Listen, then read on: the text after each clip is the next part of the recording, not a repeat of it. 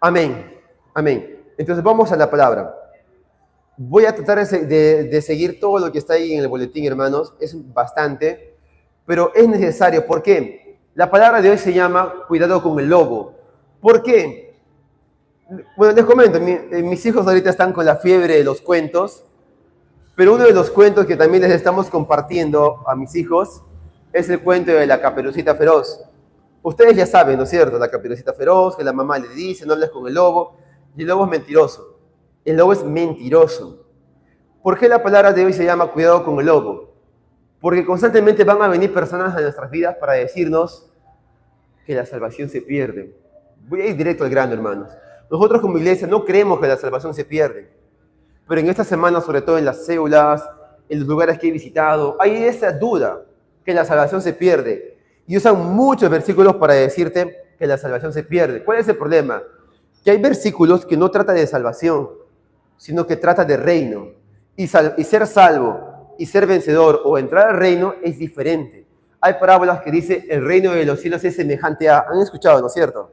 Por ejemplo, la parábola de las 10 vírgenes. Dice, el reino de los cielos es semejante a 10 vírgenes que 5 tenían aceite y 5 no. Eso no apunta a salvación, porque las 10 son vírgenes.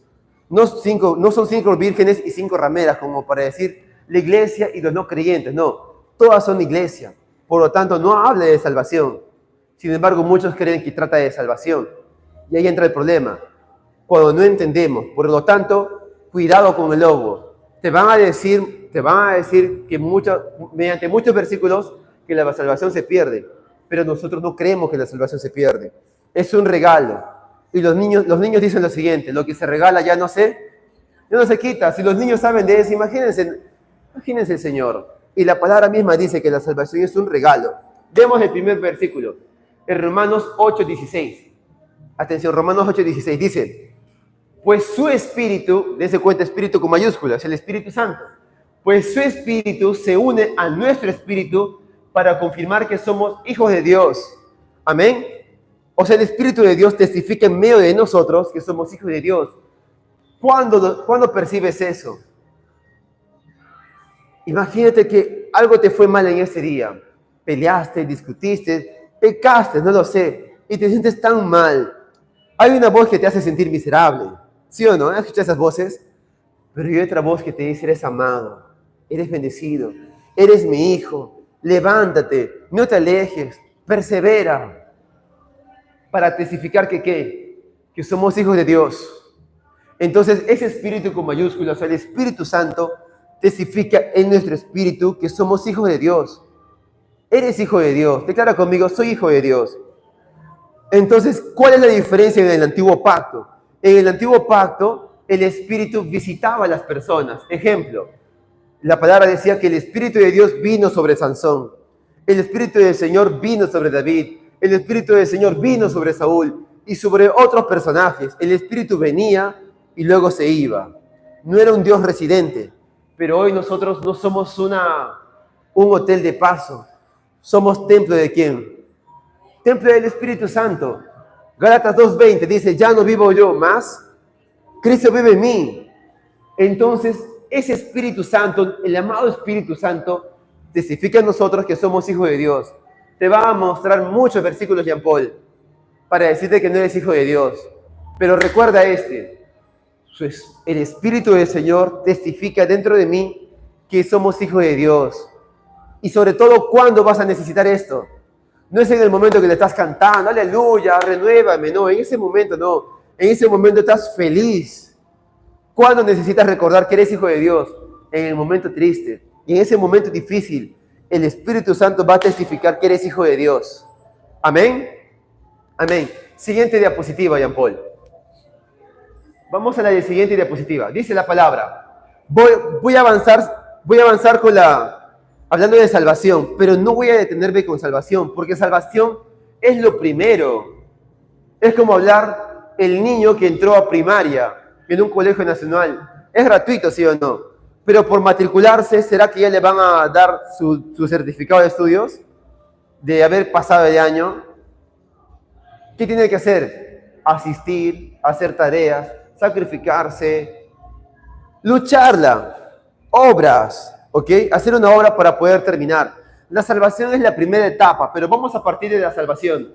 Dice la palabra, porque por gracia ustedes han sido salvados mediante la fe. Esto no procede de ustedes, sino que es el regalo de Dios, no por obras para que nadie se jacte.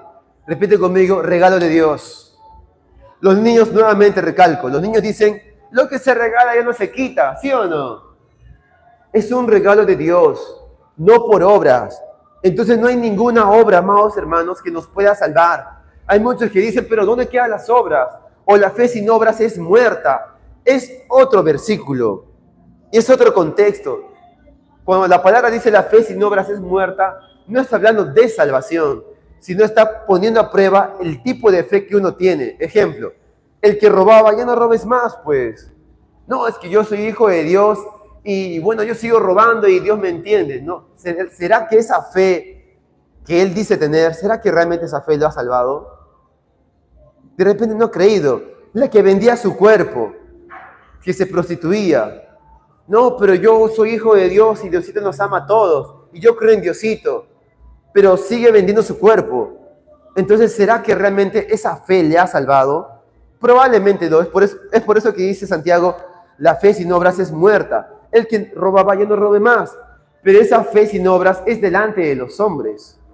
Porque ¿quién soy yo para juzgar y decir, ese ladrón dice que es salvo, pero no parece porque sigue robando? No parece ante mis ojos.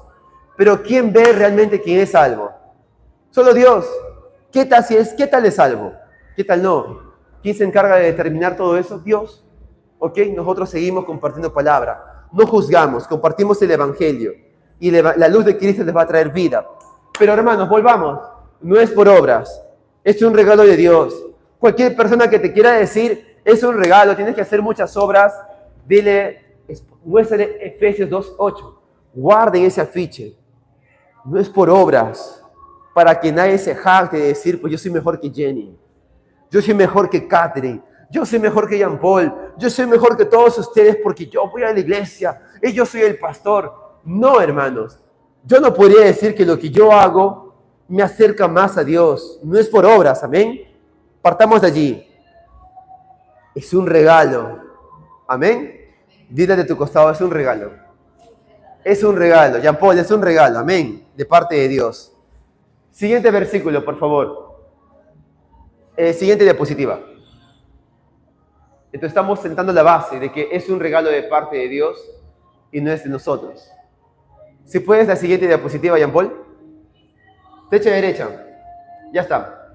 Siguiente versículo. Porque la paga del pecado es muerte, mientras que la dádiva de Dios es vida eterna en Cristo Jesús, Señor nuestro. La paga del pecado es muerte. Ojo, seguimos hablando todavía de salvación. El alma que peca debe morir, te van a decir. Pero recuerda ese versículo.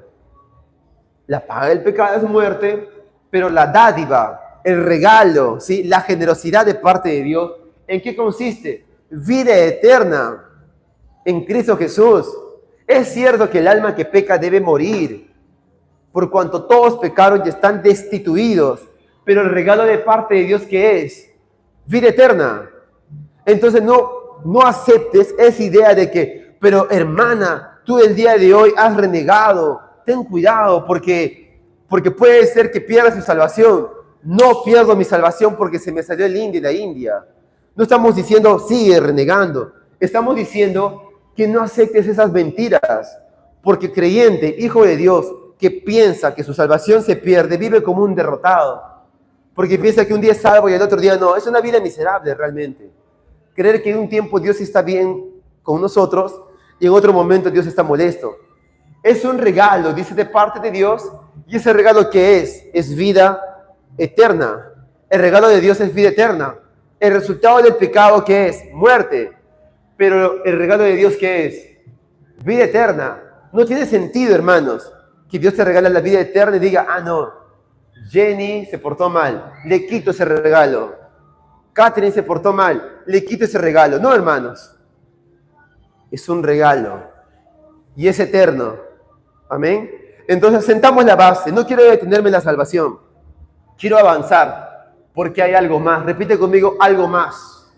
Hay mucho más, hermanos. La salvación es la primera etapa, no es insignificante. Es algo valioso, es grandioso lo que es la salvación. Es la primera etapa, pero Dios quiere algo mucho más para tu vida. Siguiente versículo, siguiente diapositiva. Ahora vamos a hablar de la recompensa. La salvación es la primera etapa, pero Dios no quiere que te quedes con la salvación, Catherine. Hermanos, Dios quiere que nosotros vayamos ¿a dónde? A una recompensa. Ahora repite conmigo, recompensa. Hay una recompensa, hermanos. Aquel alumno que se ha matriculado en el colegio, sus padres lo matricularon, es como decir la salvación. Todos ya estamos matriculados.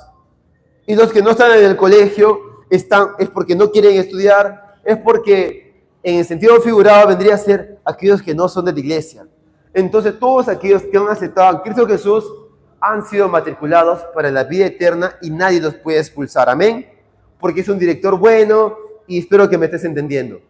Pero hay una recompensa para aquel que termina el año escolar con los cursos aprobados.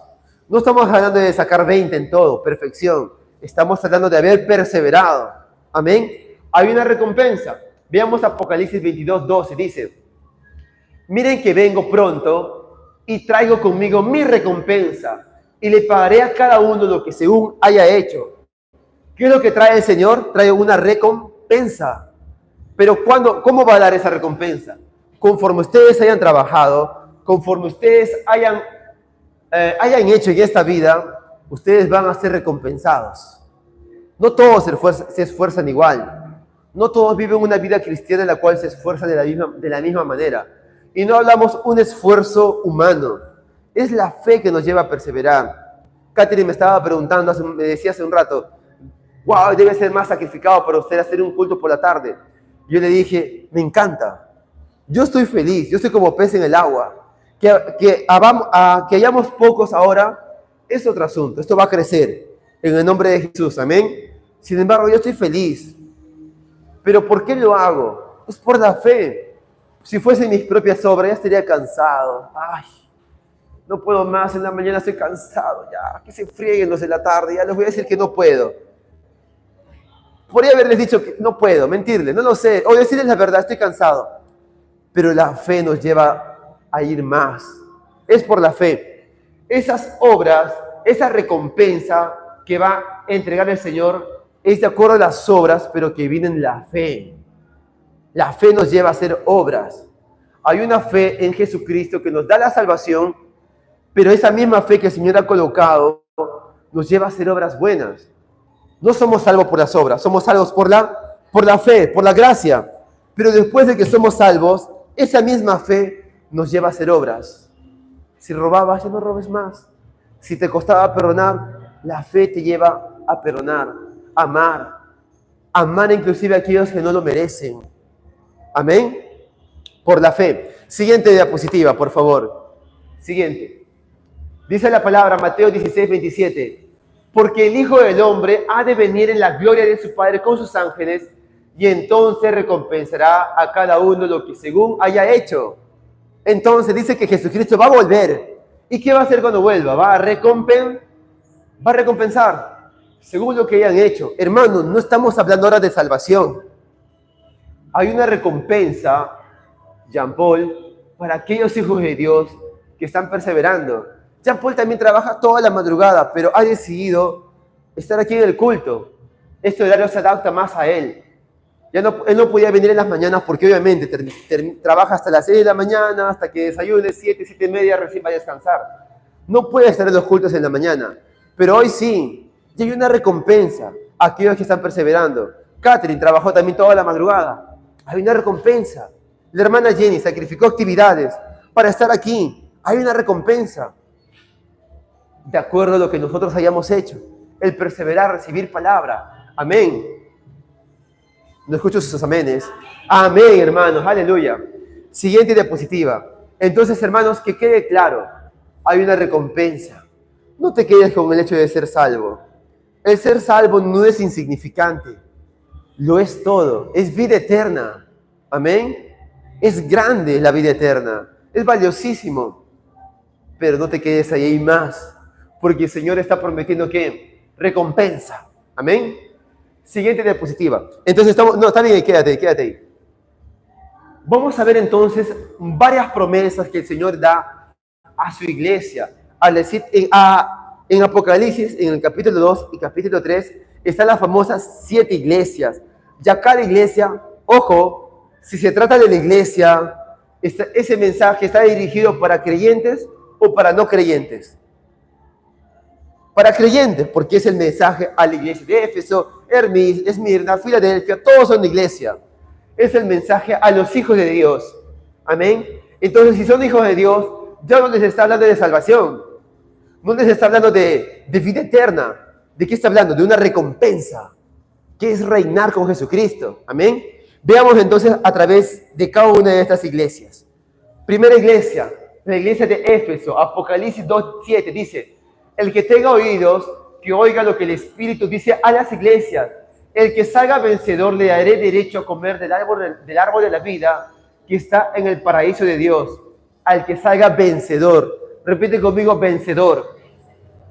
Nosotros como iglesia, en la parte de atrás de tu boletín, está nuestra visión.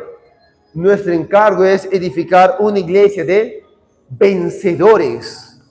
No queremos, hermanos, que se conforme con el hecho de ser salvos. Iglesia de vencedores. ¿Por qué? Porque la Biblia distingue entre salvos y vencedores.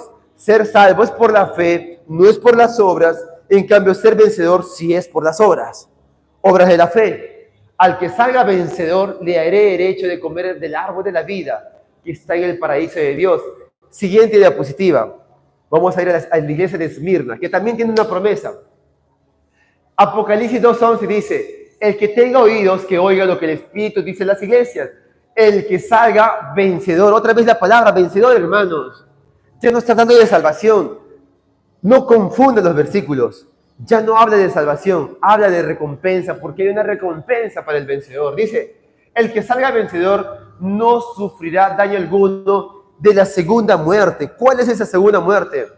En el reino venidero, que serán 1000 años, los vencedores no van a pasar una segunda muerte. ¿Qué quiere decir? Que en los 1000 años va a haber un grupo de personas que sí va a morir. Va a volver a morir. Va a pasar por la segunda muerte. En cambio, los creyentes vencedores no vamos a pasar por la segunda muerte. Cuerpos glorificados y estaremos con el Señor 1000 años. ¿A cuántos les gusta esta vida? Acá te dicen, cansada. Pero es lindo, ¿sí o no? Para nosotros es cansado, ¿sí o no, hermana Jenny? Jean Paul, es cansado, ¿sí o no? Pero ver a tu hijo, verlo crecer, cargarlo, dormir con él, darle un beso, es lindo, ¿sí o no? Es genial. Comprarte cositas, renovar cositas, construir, hacer proyectos, es genial. Pero ponte, que llegues a vivir, no sé, 100 años. Es lindo de repente para algunos. O sea, esta vida es linda, es genial. A mí me encanta. Ponte que llegues hasta los 100 años. El Señor te dice 1000 años. ¿Será que va a ser mucho mejor que esto o va a ser peor? Tiene que ser mejor, hermanos. Es imposible que el Señor nos lleve a vivir 1000 años y decir nosotros, wow, qué triste, acá no hay TikTok. Señor, 1000 años sin TikTok. 1000 años sin arepas. Broma. No sabemos, la Biblia no da muchos detalles de cómo va a ser. Pero van a ser 1000 años, Jean Paul. Y tiene que ser mucho mejor. Por lo tanto, quiero que entiendas que hay una recompensa. Esa recompensa es parte de reinar con el Señor 1000 años. Y tiene que ser muchísimo mejor que esta vida, hermanos. 1000 años, pero muchísimo mejor. Y la parte más genial que a mí me encanta y me quebranta. ¿Sabes cuál va a ser lo mejor de esos 1000 años? No solamente es vivir los 1000 años, hermanos. ¿Sabes la parte que más me apasiona? Es que vas a tener a Jesús. Él va a estar ahí. Lo vas a poder ver. Él va a gobernar. Y su iglesia, los vencedores, vamos a reinar con Él. 1000 años. Lo vas a poder ver. Lo vas a poder abrazar. Perdónenme, hermano, esto me quebranta. Vas a poder ver y decir, Señor, te extrañé tanto. Te amo tanto. Actualmente en esta vida nos quebrantamos o no nos quebrantamos cuando oramos. ¿Sí o no nos quebrantamos y oramos? Dios, gracias por amarme. Imagínate tenerlo a Él, verlo. 1000 años. Qué hermoso. Qué lindo. Vamos a continuar. Siguiente diapositiva, por favor. Vamos a la tercera iglesia. La iglesia de Pérgamo. Dice Apocalipsis 2:17. El que tenga oídos, que oiga lo que el Espíritu dice en las iglesias. Al que salga vencedor. Hay una diferencia entre ser salvo y ser vencedor. Al que salga vencedor le daré del maná escondido. También le daré una piedra blanca con un nombre nuevo escrito en ella, conocido solo por el que le recibe. Siguiente diapositiva, por favor. No vamos a detenernos en cada una de estas. La iglesia de Tiatira, Apocalipsis 2:26 al 28, dice: al que salga vencedor, esa palabra, grábate, hermano, vencedor, y cumpla mi voluntad hasta el fin, le daré autoridad sobre las naciones. O sea, ¿qué trata de esto? Reinar. Los creyentes vencedores van a reinar sobre naciones. La Biblia está diciendo esto. Esto no es figurativo, no es algo simbólico, no es una parábola, es literal. Al que salga vencedor va a reinar sobre naciones, dice. Así como yo la he recibido de mi Padre, y Él las gobernará con puño de hierro, las hará pedazos como vasijas de barro. Además, le daré la estrella de la mañana al vencedor. Va a reinar. Siguiente diapositiva, por favor. La iglesia de Sardis dice: al que salga vencedor, otra vez la palabra vencedor, se vestirá de blanco, jamás borraré su nombre del libro de la vida, sino que reconoceré su nombre delante de mi Padre y delante de sus ángeles. Siguiente diapositiva.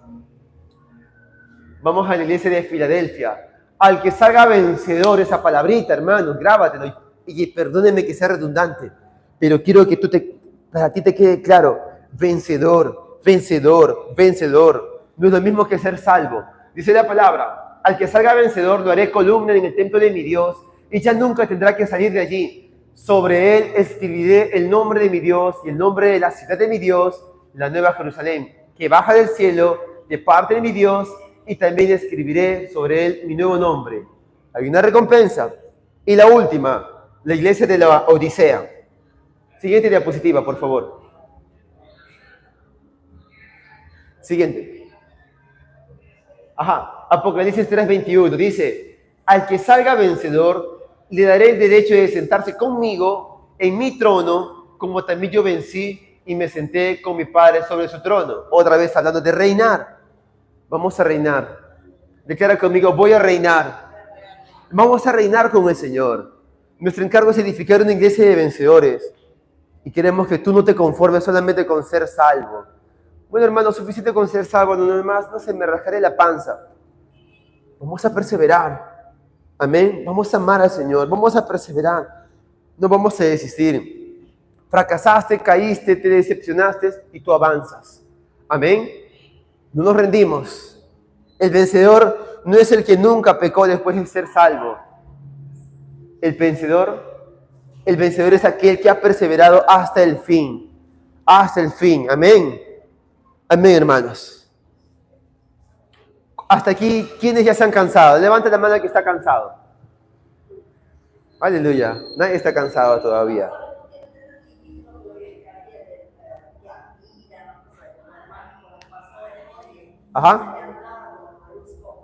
Unos libritos, ¿no es cierto? Lo vamos a buscar esos folletitos para que lo vuelvan a disfrutar.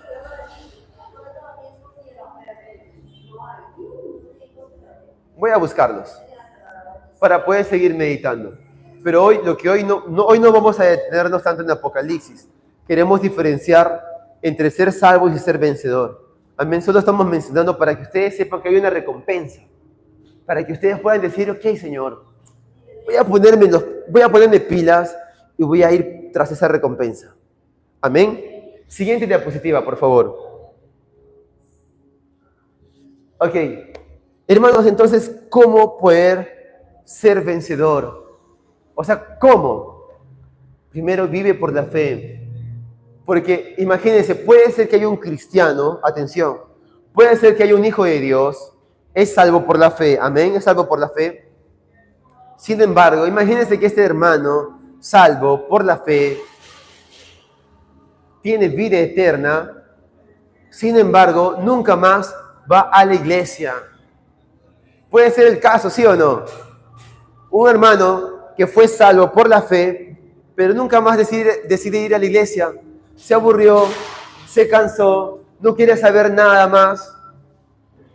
Este hermano, que es salvo, que nunca más pisó una iglesia, decide hacer obras. ¿Qué tipo de obras?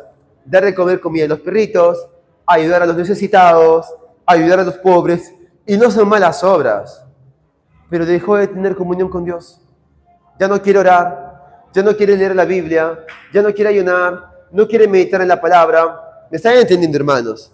Es un hijo de Dios que fue salvo, pero por razones, circunstancias, no quiere saber nada de iglesia, no quiere saber nada de Dios.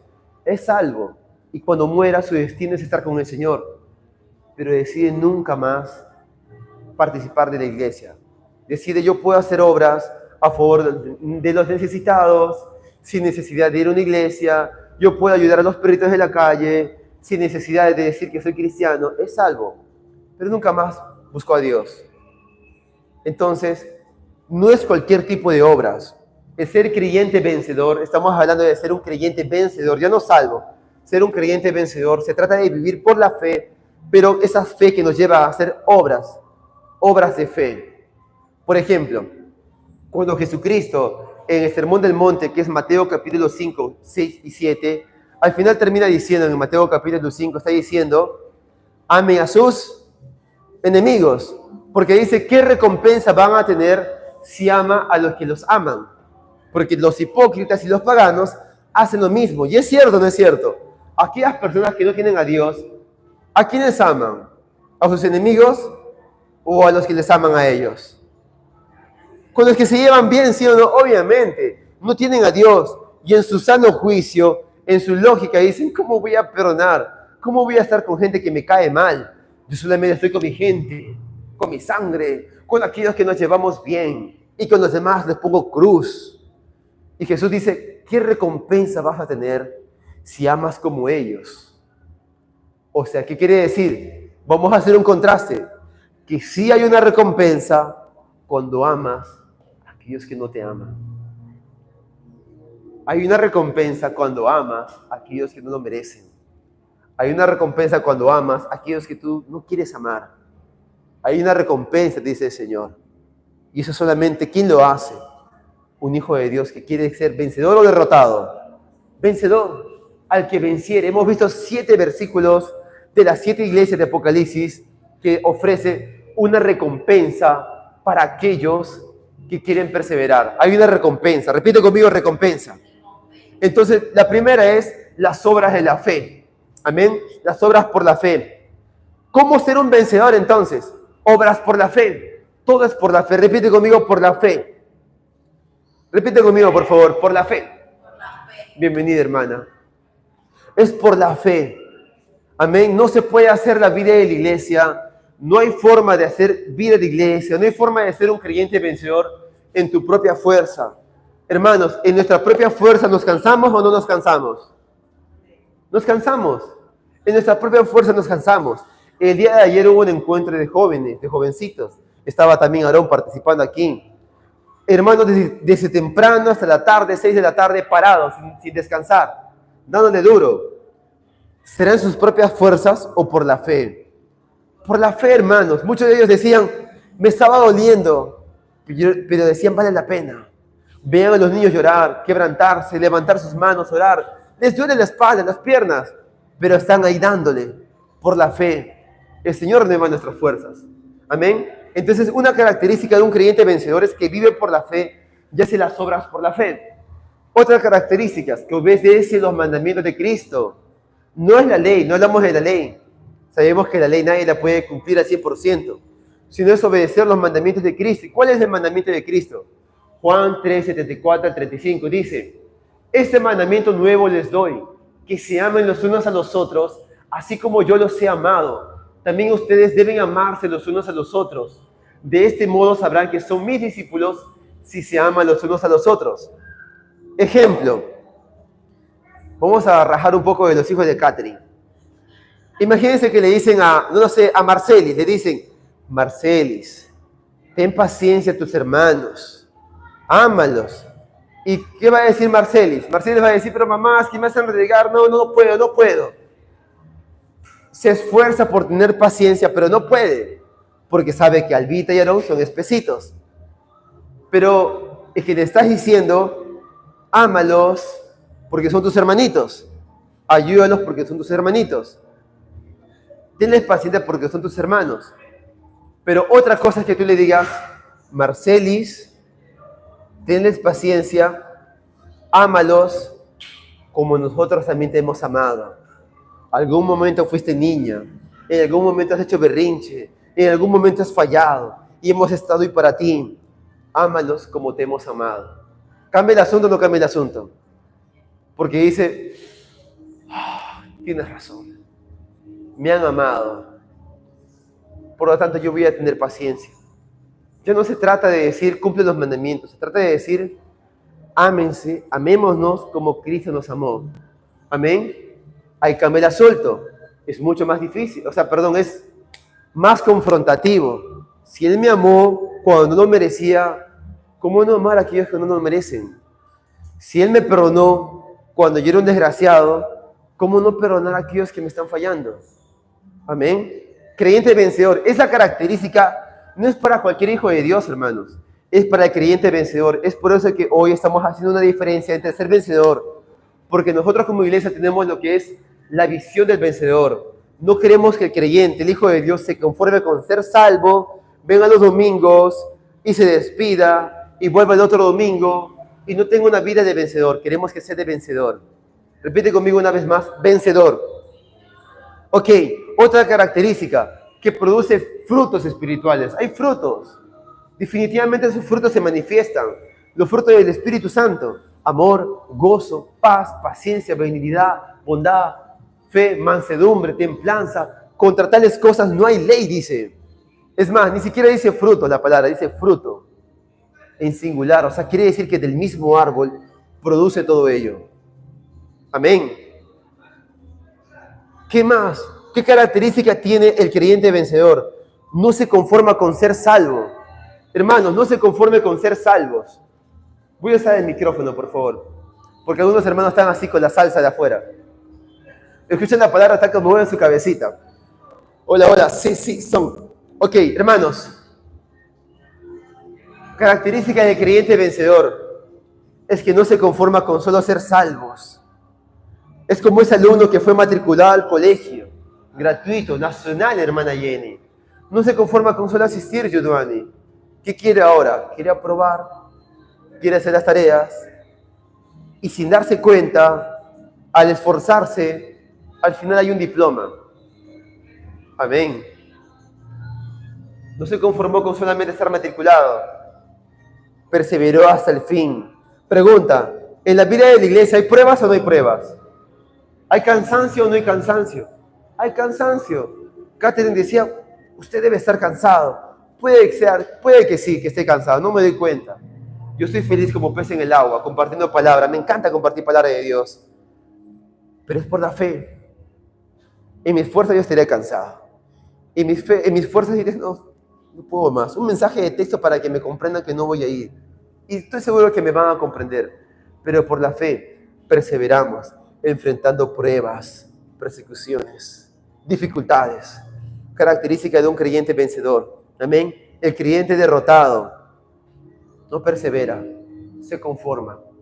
Y si tú estás aquí, amado hermano, es porque el Señor no quiere que seas un derrotado.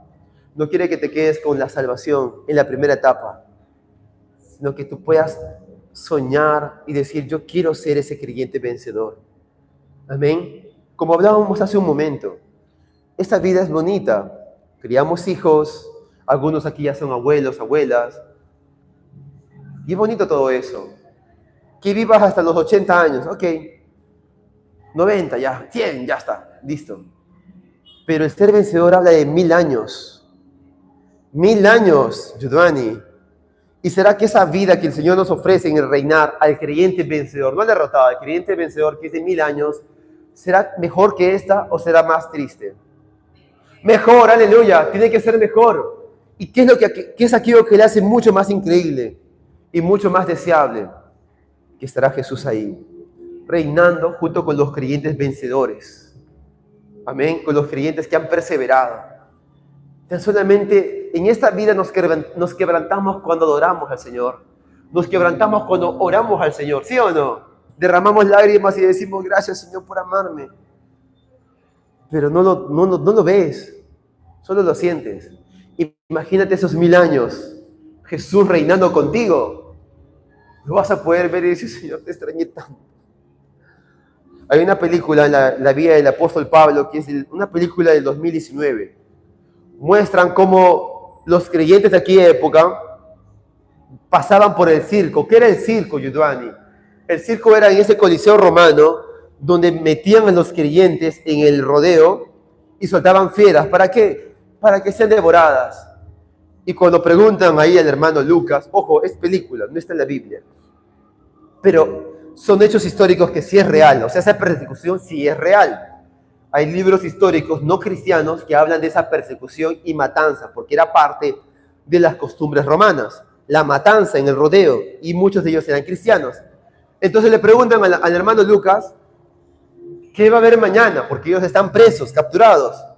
Y Lucas dice, mañana hay circo. Y la gente grita, porque ¿saben qué significa el circo? Muerte. Pero no es cualquier muerte, es muerte a ser despedazados por las fieras. Hay veces que hay adultos y también hay niños. Qué triste todo eso. Pero ¿saben qué dice Lucas? Pero va a ser leve. Ese dolor no va a ser eterno. Y al otro lado, esto me quebranta, y al otro lado estará el maestro. Al otro lado les espera el maestro. Esa película termina con el apóstol Pablo siendo decapitado. No se ve la decapitación, solamente se ve que está ahí en la maderita, alguien agarrando la espada y nada más. La pantalla aparece en blanco, el apóstol Pablo aparece en un lugar como que medio perdido. Ve gente que se está acercando. La gente que se acerca, ¿quién es? La gente que él mataba. No es bíblico, ¿ok? Pero quiero que entres en contexto porque me parece que es muy genial todo esto. La gente que él mataba, ¿qué era? ¿Creyentes o no creyentes? Creyentes, por lo tanto, están con el Señor. Y cuando el apóstol Pablo muere, ve esa gente que él perseguía, inclusive algunos de ellos mató, como por ejemplo Esteban, el primer mártir, y los ve acercarse el apóstol Pablo. Y a lo lejos se ve a alguien de blanco, deslumbrante. ¿Quién es? Jesús. Al otro lado va a estar Jesús. Eso es genial. Si a los creyentes del primer siglo, su fe, su deseo por el Señor los mantuvo firmes hasta el final para no negar la fe y soportar esas muertes horrorosas, solamente por la fe, imagínense cómo será estar con Él. 1000 años. ¿Cuántos quieren eso? Al creyente vencedor. Siguiente diapositiva, por favor. Sí, siguiente. Entonces, vencedor o derrotado. Cada uno de nosotros tenemos la oportunidad de ser un creyente o vencedor o derrotado. Y se los voy a leer. Dice la palabra en 1 Corintios 3, desde el 11 al 15, dice: porque nadie puede poner otro fundamento que el que está puesto, que es Jesucristo. O sea, ¿qué quiere decir? Todo hijo de Dios, rebelde y no rebelde, todo hijo de Dios, edificamos una vida cristiana sobre un único fundamento, o base, o cimiento. ¿Quién es ese fundamento? Jesucristo. Amén. No hay otro fundamento. Continúa diciendo, versículo 12. Y si sobre este fundamento alguno edificare oro, plata, piedras preciosas, madera, heno, hojarasca, la obra de cada uno será manifiesta, porque el día la declarará, pues por el fuego será revelada, y la obra de cada uno, cual sea, el fuego la probará. Si permaneciere la obra de alguno que sobreedificó, recibirá, ¿qué dice? Recompensa. Y la obra del otro se quemará. Él sufrirá pérdida, si bien él mismo será salvo. Atención, no pierde la salvación. Él va a ser salvo, aunque así como por fuego. O sea, va a escapar de todo ese martirio y tormento. No va a ir al infierno. Pero imagínense haber edificado una vida cristiana y no reinar con el Señor. ¿Por qué la palabra dice lloro y crujir de dientes? Ojo, en la Biblia hay varias veces que la Biblia menciona lloro y crujir de dientes en contextos diferentes. Cuando habla de salvación y pérdida o ir al infierno, habla de lloro y crujir de dientes, pero también aquellos cristianos que no reinaron también hablan de lloro y crujir de dientes. ¿Qué es lloro y crujir de dientes? Cuando hablamos del no reinar. Ejemplo, imaginemos ahora, vamos a rajar de quién, a ver, de Alba, vamos a rajar de Alba. Imagínate que Alba un día dice, no, mamá, hoy no quiero ir al colegio, estoy muy cansada. Y puede ser que esté cansada. Y al día siguiente, después de que faltó, se entera de que todos los que asistieron al colegio recibieron su iPhone 14 Pro Max. Y no hay oportunidad para aquellos que faltaron. ¿Cómo va a sentirse ella? ¿Por qué no fui?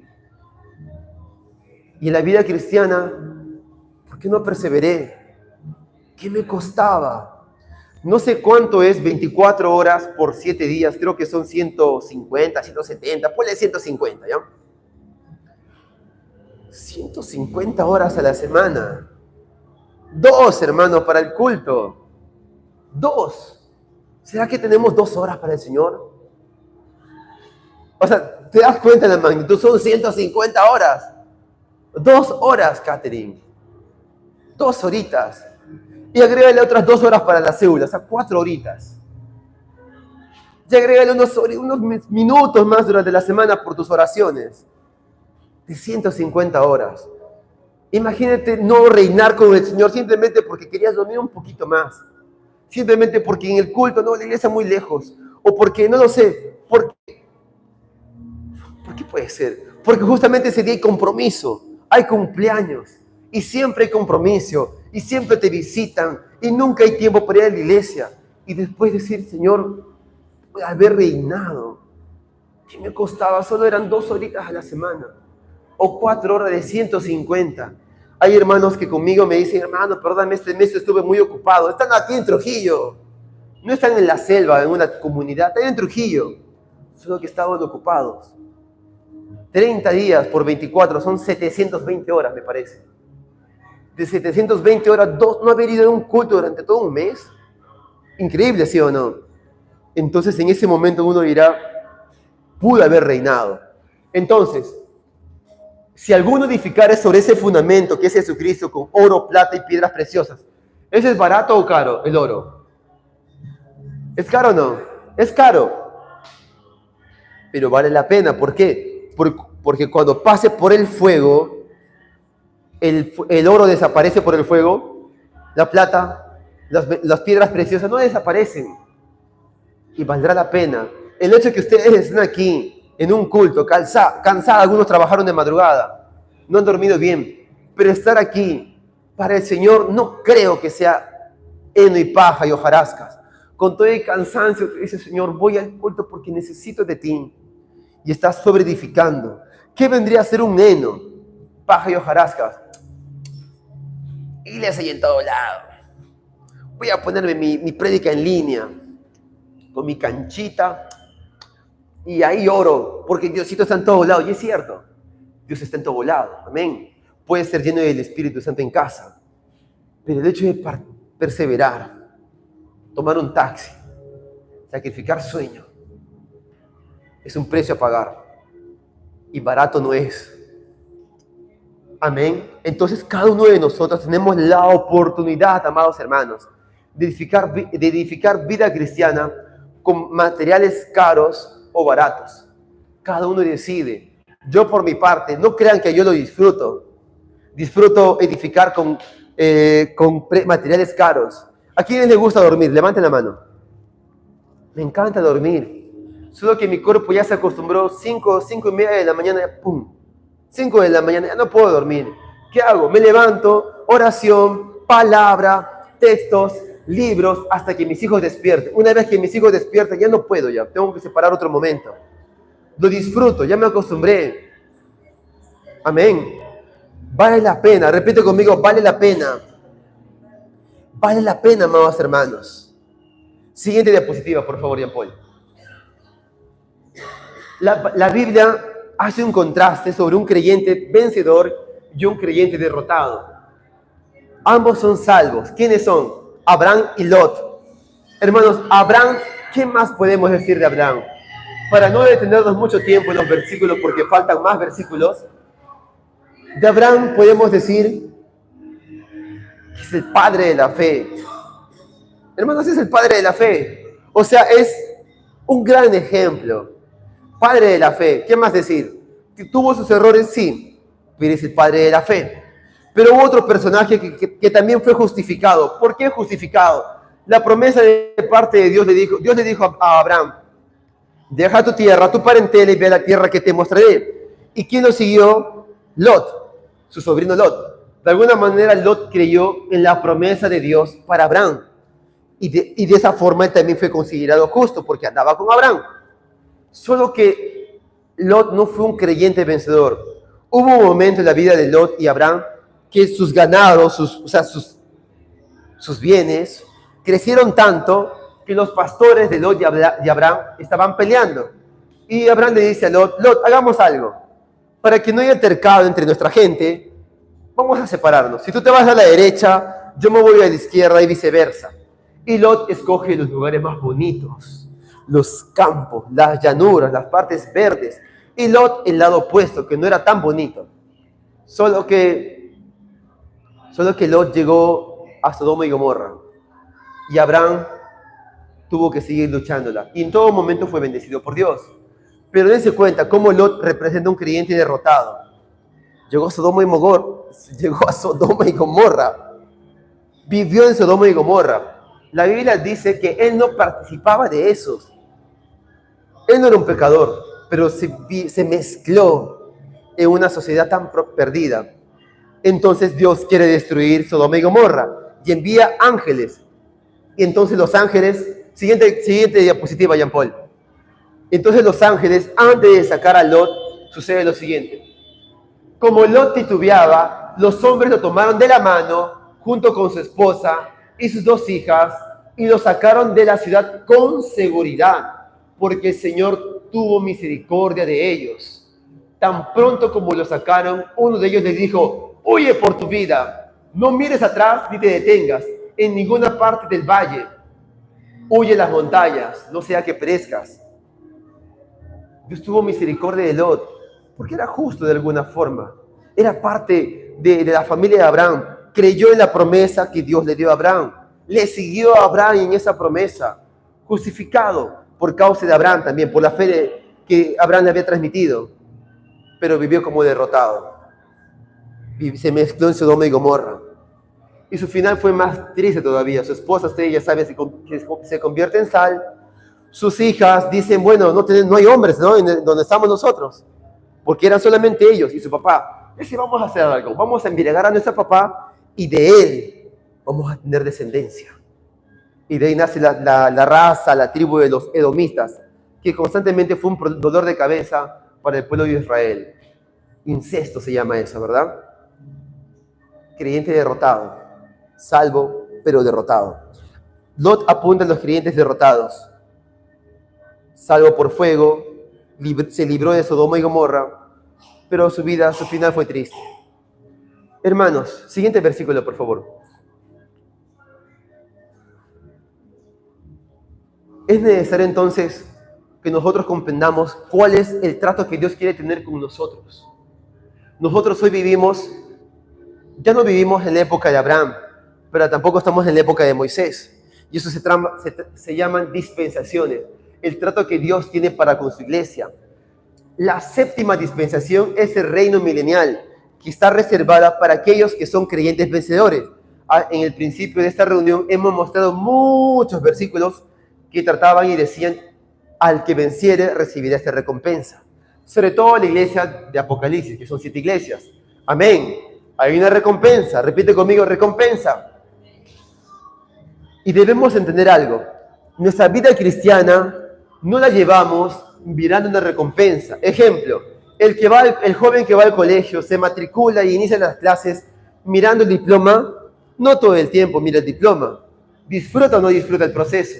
Las tareas, paseos, reuniones, con los amigos, el recreo, no lo sé, todo el proceso. Y en ese proceso de esforzarse, y disfrutar al final que hay una recompensa, ya sea su diploma o simplemente haber aprobado y pasar de año, generar alegría en la casa. Entonces, hermanos, como creyentes, hay una recompensa. Amén. Pero disfruta el proceso. En este proceso edificamos iglesia, congregamos, tenemos hijos, llevamos a nuestros hijos al matrimonio, llevamos a nuestros hijos a que crean en el Señor, los jalamos como sea para que congreguen, hacemos amistades, ayunamos, oramos, paseo, comemos rico, disfrutamos de la vida de la iglesia, amén. Y al final, ¿qué hay? Una recompensa.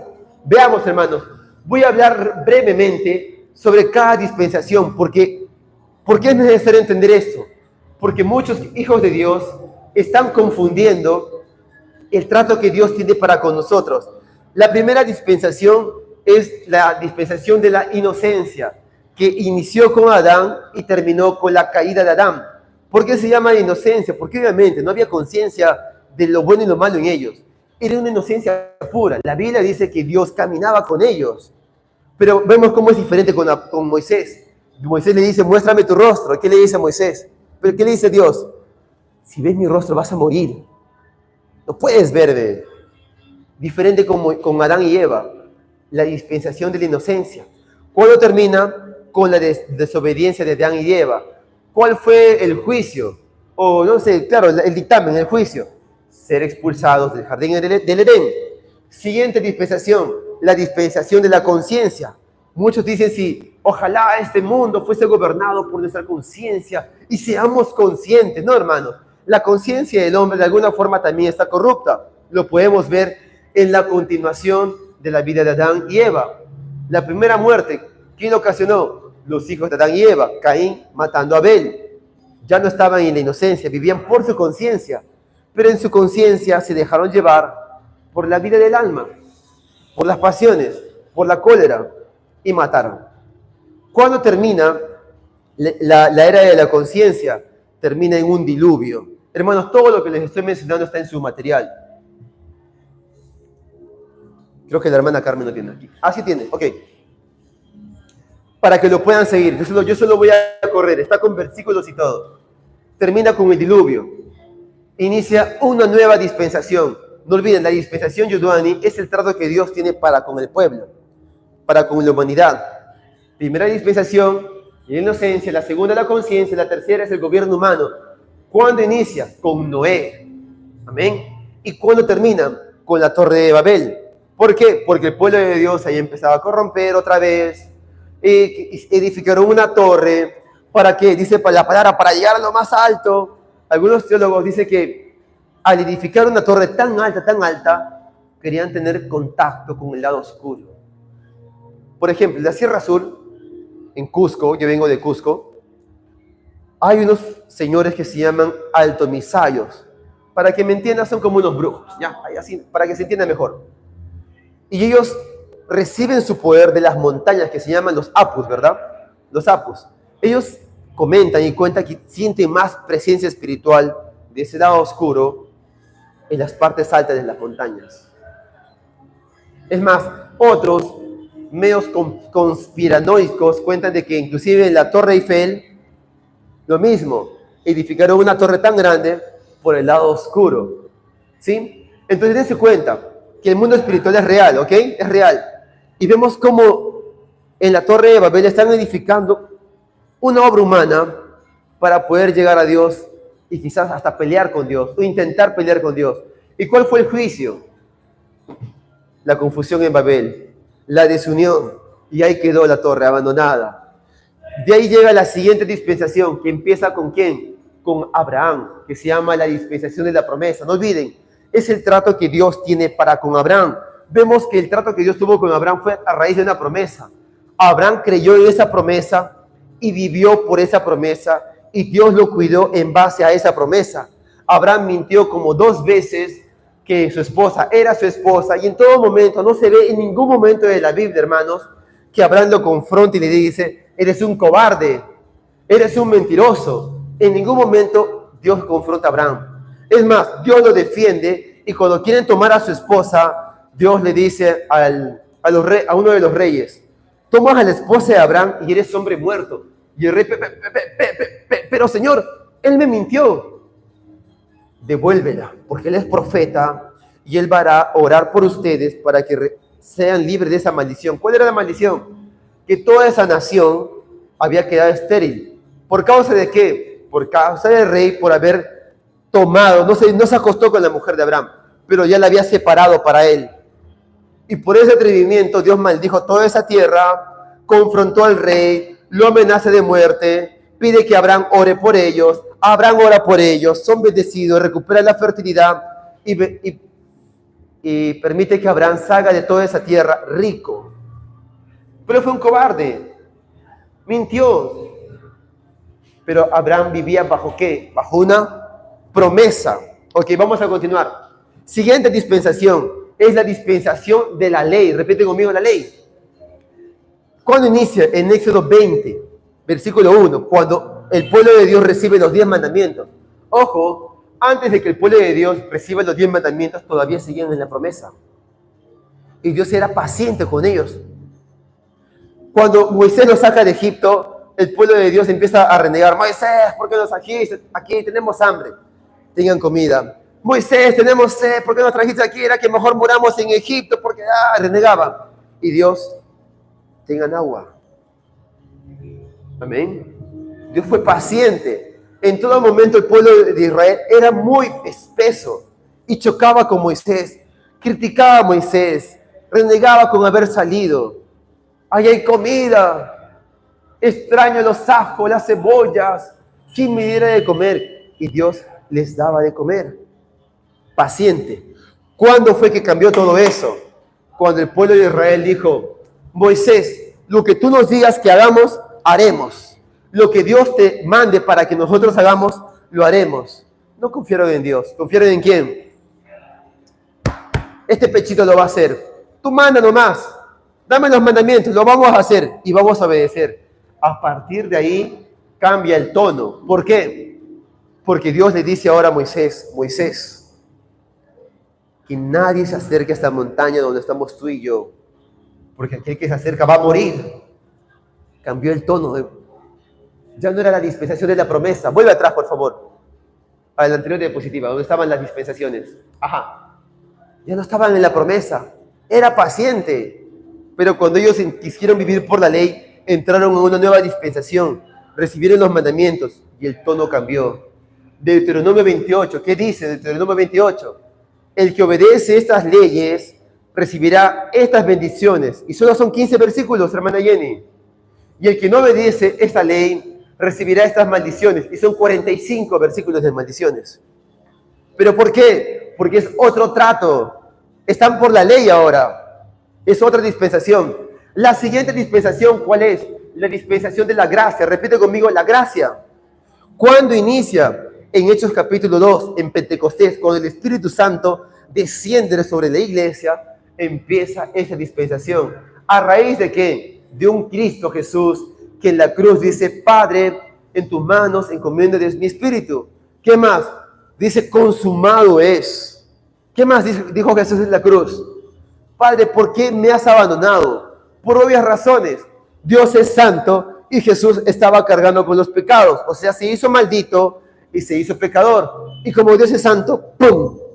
Hubo separación. ¿Por qué me has abandonado? Porque en ese momento Jesucristo estaba cargando con tus pecados y los míos. Hubo un sacrificio para poder entrar ¿a dónde? A la dispensación de la gracia.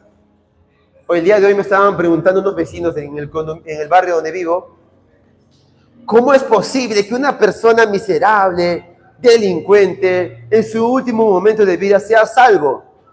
Por la gracia. Porque si fuese por la ley, ¿cómo es la ley? El alma que peca debe morir. Así de simple, en la ley. Pero por la gracia, el delincuente más ranqueado, más terrible, si en su último momento, ni siquiera en su último momento, ahí dentro de la cárcel, acepta a Jesús en su corazón, va a ser salvo. Y cuando muera, va a ver a Pablo, va a ver a los apóstoles, quizás no vaya a reinar, porque quizás no tenga obras, pero va a ser salvo. Eso se indignaba al vecino mío y confundía algo. Es por eso que estamos compartiendo el mensaje de hoy. ¿Qué confundía? Pero aquellas personas que están en la iglesia y por acá y en algún momento se apartan de la iglesia, Dios los va a mandar al infierno. Me es injusto. Él no entendía eso. Él creía que nosotros perdemos la salvación, pero nosotros no perdemos la salvación. Es vida eterna. Di conmigo, vida eterna. Es un regalo. Romanos 6:23. Porque la paga del pecado es muerte, pero la dádiva, el regalo de parte del Señor es vida eterna. Y lo que se regala ya no se quita. Es un regalo. No confundan. Todo lo que les estoy mencionando, estos versículos, no es para que ustedes entiendan y digan, ahora sí, quiero ser salvo. No, salvo es la primera etapa. Ahora el Señor nos está llevando ¿a dónde? A que poder ser una iglesia de vencedores. 1000 años con Jesús. Amén. 1000 años con Jesús. Me encanta esta vida. Me encanta tiempos de oración. ¿Cómo será 1000 años? Ha habido momentos en los que me he encerrado solo en casa, o aquí también me encerré solo. Mientras oraba, el Señor me destruía y me tiraba al piso, y solamente lágrimas, y decir, Dios, gracias por amarme. ¿Cómo será 1000 años? Verlo a Él, tocarlo. 1000 años. Pero es al que venciere. Amén. Siguiente dispensación. El reino milenial. ¿Cuándo va a iniciar? No, está bien ahí. En la anterior diapositiva, por favor. En la séptima dispensación, el reino del milenio. ¿Cuándo va a iniciar? Obviamente cuando Cristo venga y reine 1000 años. Esa es otra historia.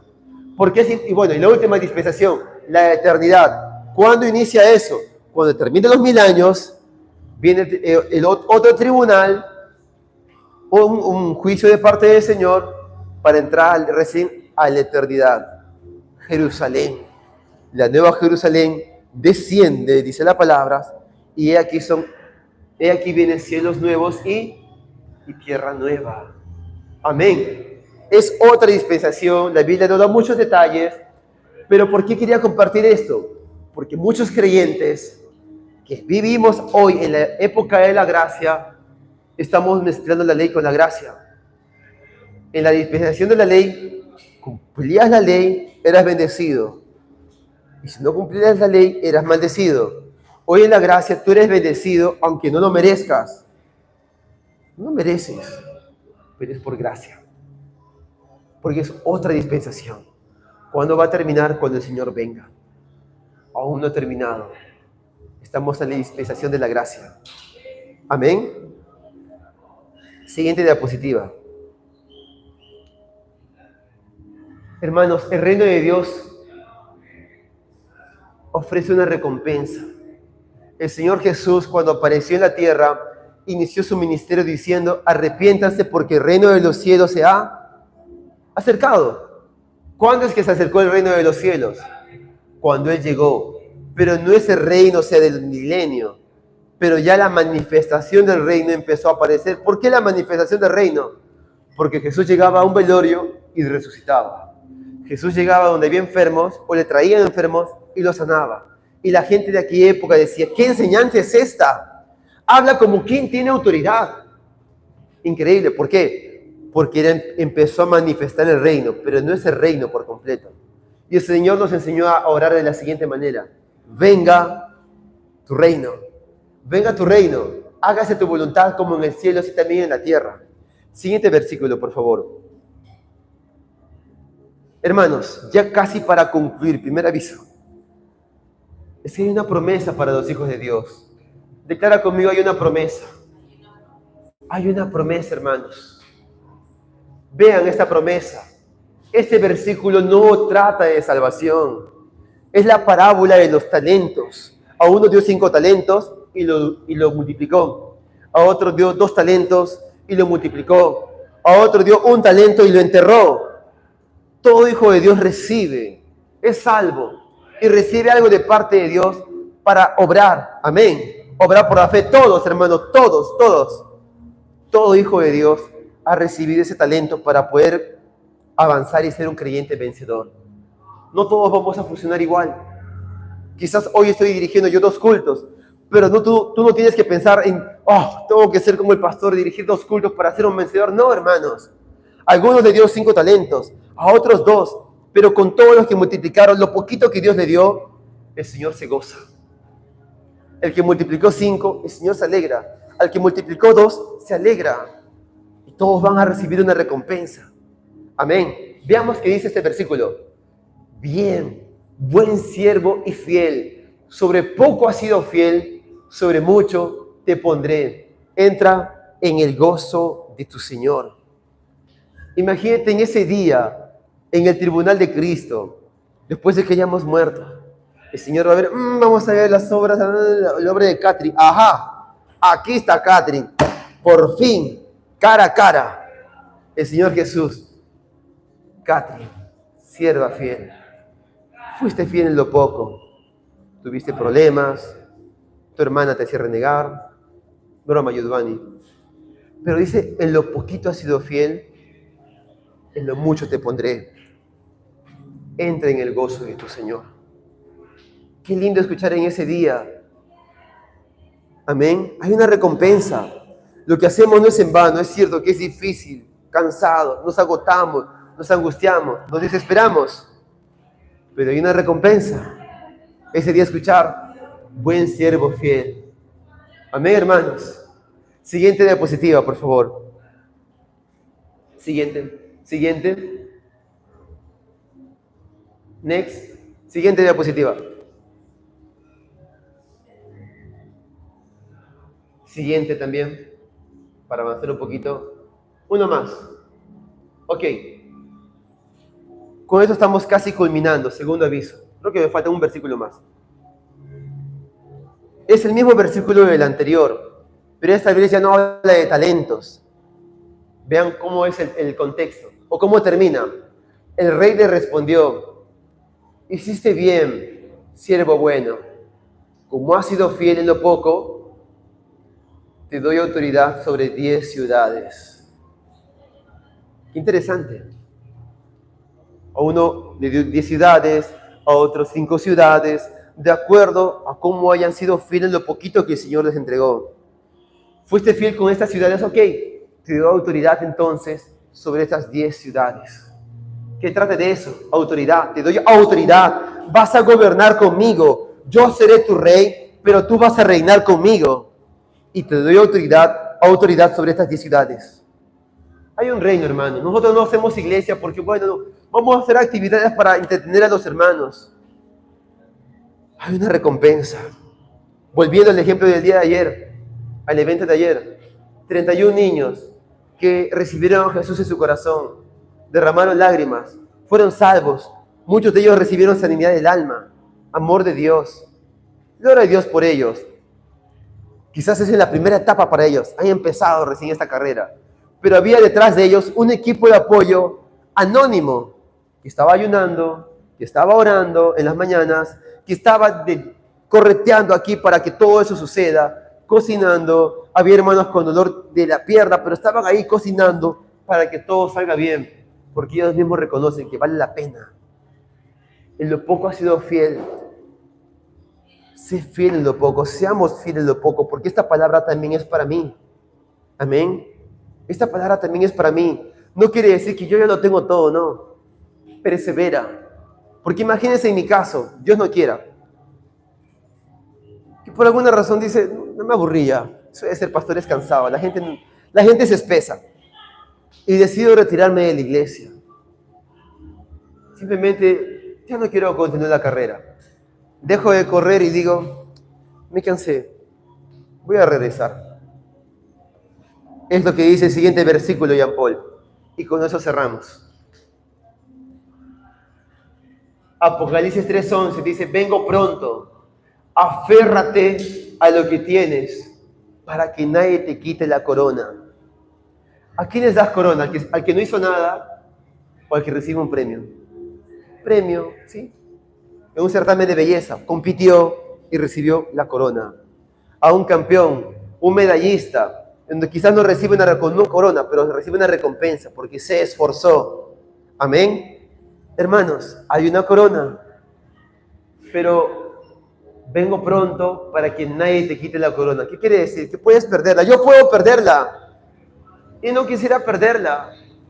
Y oro con mi esposa para que cuando nos enteramos que matrimonios que se están separando y son llegados a nosotros, oramos, de verdad, oramos, hermanos.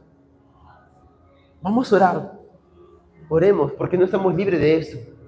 No somos para decir, ya se veía venir ya, pecadores, por eso están separando. No, oramos y decimos, Señor, líbranos de esto. Guárdanos. Todos estamos en la misma carrera. Y yo también corro el riesgo de desviarme. El Señor dice, vengo pronto. Aférrate a lo que tienes para que no pierdas esa corona. Yo no quiero perderla. Y todos juntos vamos a perseverar. Si me ven cansado, jálenme, por favor. Ven cansada a mi esposa, jálenla. Los veo cansados, vamos a seguir jalándolos. Todos juntos, edificándonos. Amén. Dile al que está a tu costado, dile, cuentas conmigo. Vamos a reinar juntos. Ponte de pie, por favor. Ponte de pie. Y estamos culminando este momento, este mensaje.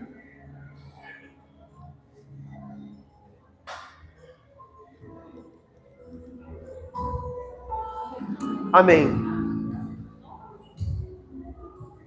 Aleluya, mis hermanos. Levanten las manos, ¿quiénes quieren ser creyentes derrotados? No están atentos. ¿Quiénes quieren ser creyentes vencedores? Amén.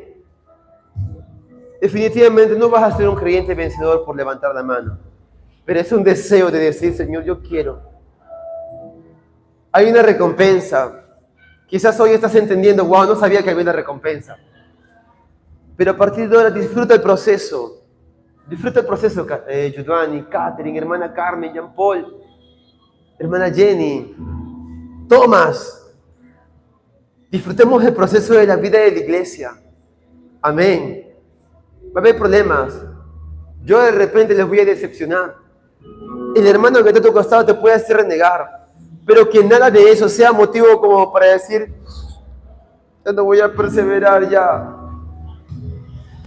Que nadie te quite esa corona. Amén. Hay una recompensa. Cierra tus ojos, por favor. Cierra tus ojos y eleva una oración hacia el Señor. Dile, Señor, enséñame a perseverar. Quizás eras una persona, un creyente, que estaba viviendo como derrotado, que no creía, que se conformó con ser hijo de Dios, que creía a su manera, pero hoy has entendido que hay mucho más, que el Señor ha preparado para ti una recompensa, una corona, y vas a disfrutar el proceso, y te quiere llevar a disfrutar este camino, el camino del vencedor, la visión de los vencedores. Y vamos a edificar una iglesia de vencedores, donde tú vas a ser ese vencedor. Seremos esos vencedores. Si te costaba orar, dile en este día, Señor, enséñame a orar. Si te costaba congregar, dile, Señor, enséñame a separar 2 horas para el culto, otras 2 horas para la célula. Separar tiempo para orar contigo, Señor. Hay una corona. No permitas que las circunstancias arrebaten y te hagan perder ese caminar. Estabas haciendo bien. Estás haciendo bien. Que nadie te lo quite. Y si te caíste, levántate. Si fracasaste, levántate. Te decepcionaron, levántate. Pero que nada te aparte. Para que tú puedas escuchar en ese día, cuando estemos delante del Señor, y Él empieza a juzgar tus obras, no para salvación, sino tus obras para el reino. Escuchar esa voz que te dice, ven siervo fiel, has sido fiel en lo poquito, tenías problemas, ni para el pasaje tenías, con dolores, con problemas llegaste, continuaste, oraste, amaste, perdonaste, compartiste mi palabra, amaste a quien no lo merecías, fuiste fiel con lo poquito, sobre mucho te pondré. Entra en el gozo de tu Señor. Escucharás en ese día esa voz que te dice, entra en el gozo de tu Señor. Estarás con Él, podrás abrazarlo, besarlo, lo contemplarás. estarás con Cristo Jesús. Todo es por Cristo. Todo en cuanto hacemos es por Cristo. Es por Cristo. Declara para ti mismo, Señor, es por ti. Lo que hago es para ti. Si oro es por ti. Si evangelizo es por ti. Si estoy parte de un encuentro es por ti. Si voy a los cultos es por ti, Señor. Todo es por ti. Jesús. Señor Jesús, esta es tu iglesia. Linda, preciosa. Que le faltan muchas cosas quizás, Señor. Que vas a seguir perfeccionando. Amén, Señor. Perfecciónanos. Esta es tu iglesia que está en el camino, Señor. Que nadie se quede atrás. Que nadie retroceda. Que podamos edificar una iglesia de vencedores. Donde cada miembro es un ministro. Y cada casa una extensión de tu iglesia. Multiplicando las células, Señor. Multiplicándonos, Dios. Ganando nuestra generación, Señor. Ganando más vidas, Señor. A través de las células. Gracias, Señor. Esto es tu iglesia. Iglesia de vencedores. Gracias, Señor. Donde tú nos has colocado, allí vamos a vencer. En ese trabajo, Señor, que quizás hoy no nos gusta, pero entendemos que nos has puesto, Señor, con un propósito. En esa familia, Señor, donde nos critican constantemente. Allí, Señor, seremos vencedores. Vamos a amar a aquellos que no nos aman. Perseverar en este camino es la fe. Edificar iglesia. Gracias, Jesús. Esta es tu iglesia de vencedores. En el nombre de Jesús. Vamos a hacer una confesión. Si has entendido que hay una diferencia entre ser salvo y vencedor y quieres andar en el camino del vencedor, haz esta oración conmigo y dile: Señor Jesús, dile: Señor Jesús, en esta noche reconozco que hay más, que has preparado un camino de bien para mí, has preparado una corona para mi vida. Señor Jesús, enséñame a perseverar. Si me canso, renueva mis fuerzas. Si caigo, levántame. En el nombre de Jesús, yo seré ese hijo de Dios, vencedor, que te creyó a ti y perseveró hasta el final. He decidido seguir a Cristo. He decidido perseverar. No volveré atrás. En el nombre de Jesús. Amén. Amén. Denle la gloria al Señor. Denle las palmas.